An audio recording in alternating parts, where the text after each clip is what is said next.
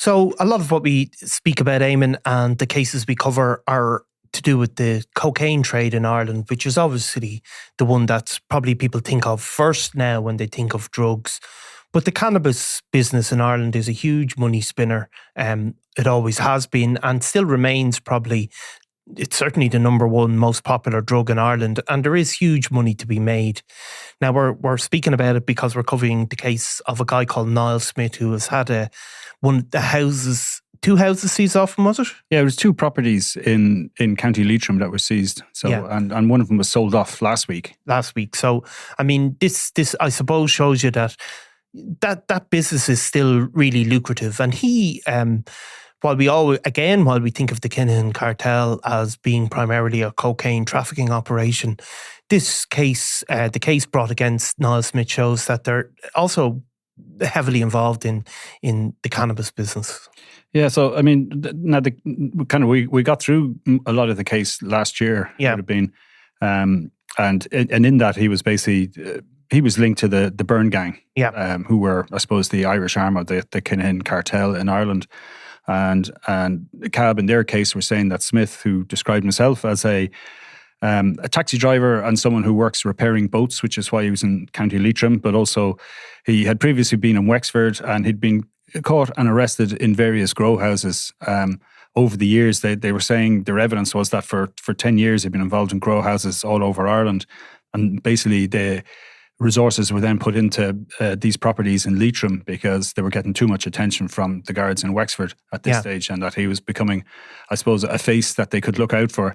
Apparently quite skilled at what he did, according to the evidence heard in the case.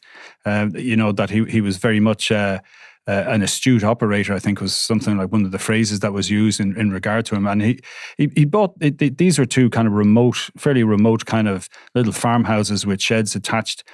And one of them, like he put something like €422,000 into it, into this house it was bought for 15,000. This one in 2011, and that was the one at Dramani, and that sold last April. For just over 200,000, 206,000. There was a couple of bidders went at that. And then there was a smaller property in Toomans in Leitrim. Yeah. And that went for auction last week. It was a guide price of 25,000 and it went for 51,000. Right. But they'd actually paid 86,000 for it. And it was while there was a bit of money put into it, it was much more in disrepair. But I mean, when they were raided by the guards, they found like all the materials needed, or some materials needed for a cannabis grow house were there on site. So that kind of copper fastened their idea. Yeah, because of course the Kinahans, obviously Christy Kinahan Sr. started in the heroin business back in the 80s. But by the 90s, really, their main source of revenue would have been cannabis resin, which was coming in from Morocco and then into Spain or Holland and then back into Ireland. And obviously the John Gilligan gang who preceded them, they were primarily a cannabis resin. So it would come in these, 9-ounce bars that people might have seen pictures of, but I don't think are, so common now. But really the cannabis trade has moved on now.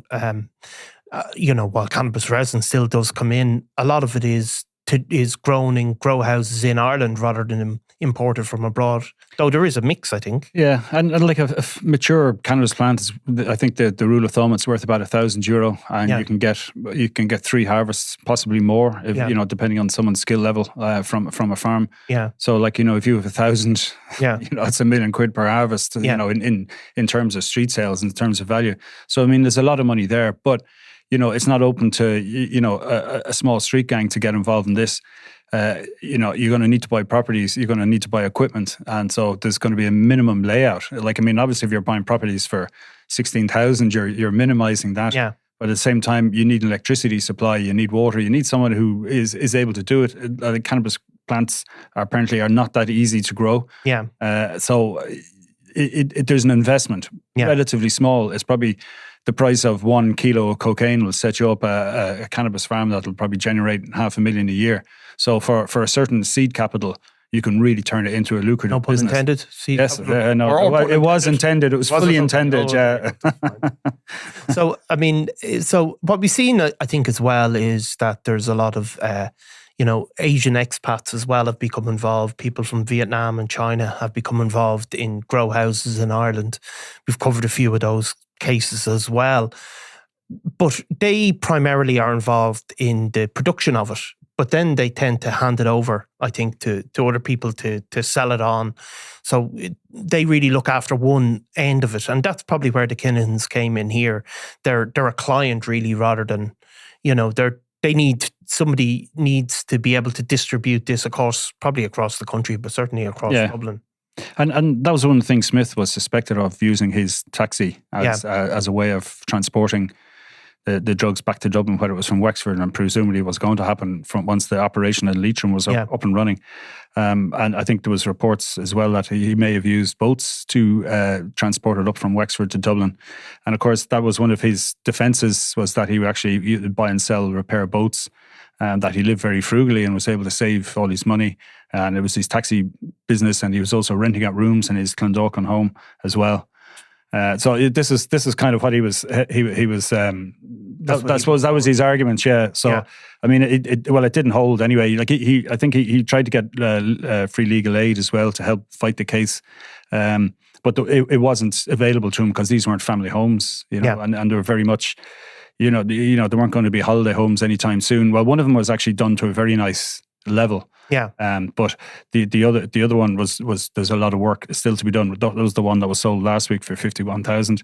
Yeah. But he was just, I just found it here. Sorry, in the affidavit, he's a Crumlin native, originally from there, but living in a house in Clondalkin. And it mentioned him as being very shrewd in his criminal enterprise, and that he used as few as people as possible with the operation, with a view to reducing his exposure to law enforcement and remaining undetected. So you're talking about somebody who was pretty good at or considered to be pretty good at what he was doing.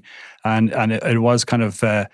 And it did specifically mention that it was, people involved in the Byrne gang who were directing him. So he was basically their cannabis farmer. Yeah, I think they did mention Liam Byrne at one point in it. Yeah, that's right. Yeah, I mean, Liam Byrne obviously kind of, I suppose, the key figure in the Byrne gang. Yeah, and it would have been lieutenants, I suppose, or lieutenants, as we say sometimes, were those who were directing Smith in the business. Yeah.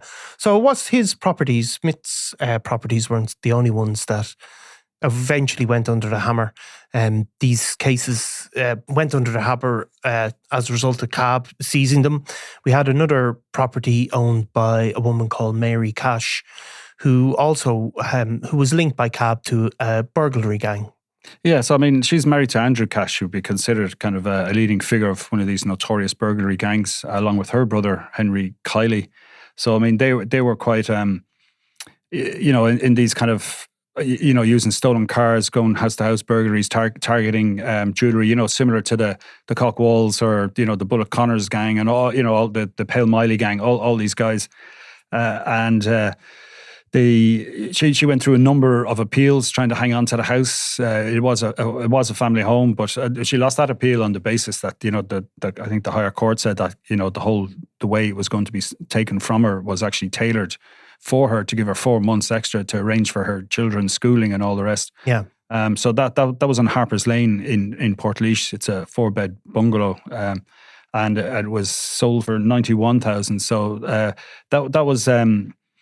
That was kind of, I suppose, the end of a fairly long-running case, which she kind of helped make famous, I think, herself. Well, she did, because, I mean, if you're ever going to fight a CAB case, I mean, she guaranteed herself with headlines, because obviously she had to explain how she had access to money, and the excuse that she put forward was that she had worked as an escort in Australia, which, of course, is an instant headline for any newspaper. But it was basically, there was money moving between accounts from different jurisdictions, and that's how she explained it, really. Yeah, and what you're saying, that the 100,000 that was used to pay for this house was bought for cash, no mortgage, and it came from her work, as you said, as she said, as an escort, but also as a cleaner and a childminder, and the husband was doing paving work and gravel work, and so they were making a big effort to save up enough money to buy a family home, and they were being helped by other people, so they kept their costs low. So they were magically able to, squirrel away 100 grand in 2015 to be able to buy this house. Yeah. which I might add had a secret compartment in the mantelpiece in one of the bedrooms. There was a fireplace in the bedroom, and there was a mantelpiece and a hidden compartment in that, which they found I think $9,000 in cash in socks.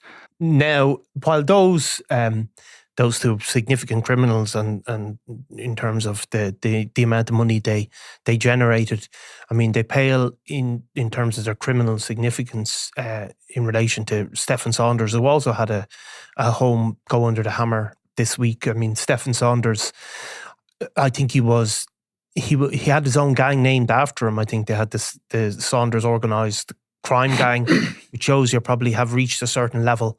And he had specialised really in targeting banks and cash in transit vans. This is a guy who would have been one of Ireland's most notorious criminals.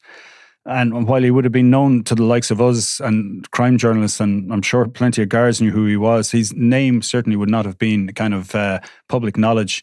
He certainly wouldn't have been a household name at all. And even when he kind of, ended up being, named in one case where he did actually get a significant sentence, it would have been lost on people, like just how much like he was considered an extremely dangerous criminal. I mean, when it came out in the trial where he was basically caught red-handed lying in wait to rob an ATM delivery driver with two other men. But the amount of detail, that emerged in terms of their own preparations and forensic kind of awareness, and the way they wore two sets of clothes and also had, bulletproof vests and were carrying guns, albeit with blanks in it, and how they'd hidden electronics. They were able to break into the target building and hide the sensors so it wouldn't be tripped when they came in to rob the place.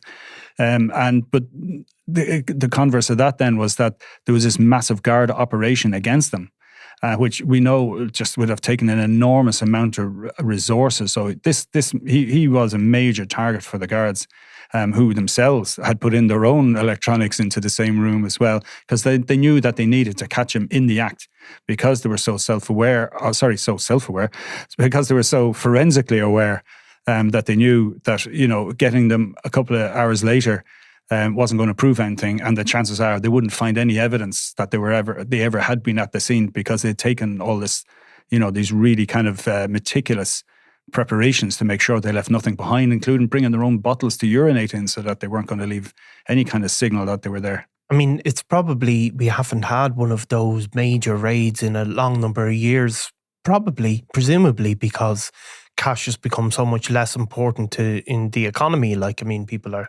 using, cards all the time, and you can see it in any news agent anywhere across the country.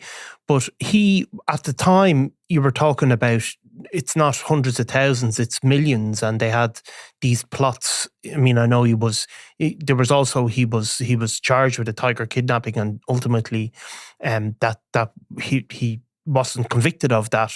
But they were big money raids. I mean, I think you even wrote about on one occasion how he'd been monitored flying over to England and had been targeting a big cash delivery. Was it on a plane? Yeah, they were watching a flight from Heathrow to Dublin, and they were obviously trying to work out, could they carry out a raid, obviously, presumably when it landed in Dublin, so they were watching it the whole way through. And even in the kind of the one in Meath that he was caught for, there was evidence of him and an accomplice, like, keeping this place under surveillance, and they were there, having a coffee in a coffee shop across the road or in a van, so they were kind of planning everything quite carefully. Yeah. And I mean, one of them that he was suspected of being involved in was the Brinks Allied security robbery that was a van robbery in Artane, and that was a 1.8 million that was taken in that. So these guys weren't small time operators, and like I won't go through them all now, but there was like 8 or 9 members of the gang named in the affidavits, and some of them you've never heard of, some of them we have heard of before.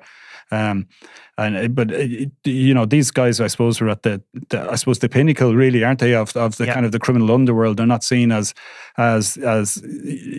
evildoers in a sense. They're not selling drugs that ruin people's lives. They're just taking money from banks, and it's a victimless crime. Yeah. If you leave out the tiger kidnap part of it, no one never gets hurt, and they were kind of they're mastermind. They're clever in the system. They beat the system with their wit, and their cunning and their courage. So they're proper honourable gangsters in that regard. And I suppose then that was he was able to buy this house in Hazelbury Park in Clonee. That was part of his spending spree, as it was put. Yeah. And this is the house then that they sold this week for, I think, for a fairly decent €573,000, which, just according to the price property register, is, I think, the top so far for the estate. Yeah. In that neck of the woods. So the neighbours would be happy there to see the value of the house going up. Yeah, I mean, this is a big home. It's a lovely, semi-detached property, and there's a video on SundayWorld.com if anyone wants to see it. There is, and it just shows you, I suppose, the scale at which he was operating was very different than even Mary Cash, or he was able to purchase this property, and you probably won't see the like of that again in terms of bank heist guys making that amount of money.